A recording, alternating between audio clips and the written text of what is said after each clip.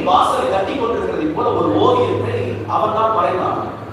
இந்த ஓவியத்தை முதல் முறையாக வரைந்துவிட்டு தன்னுடைய நண்பனை அழைத்தான். நண்பனை அழைத்து, இந்த ஓவியத்தை பற்றி என்ன நினைக்கிறார் என்று கேட்டான்.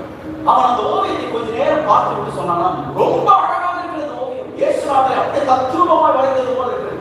அவர் ஒரு ஆட்டுக்குட்டியை சோது கொண்டு ஒரு வீட்டின் கதவை தட்டி கொண்டிருக்கிறாரே, ரொம்ப அழகாக இருக்கிறது. உடனே அந்த மனுஷன் நண்பன் சொன்னான், எல்லாம் நன்றாக இருக்கிறது, ஆனால் ஒரே ஒரு தப்பு மட்டும் இருக்கு இந்த போட்டோவில், இந்த வரைபடத்தில் ஒரே ஒரு தவறு. உடனே அவன் கேட்டான், என்ன தப்பு இருக்கு இந்த வரைபடத்தில்? உடனே அந்த மனுஷன் சொன்னான், ஐயா நீ நல்லா வரைஞ்சிருக்கீங்க, ஆனா ஒரு தப்பு பண்ணிருக்கீங்க, இந்த டோர்ல இந்த வாசல் கதவுல தாழ்பாலே இல்லையே.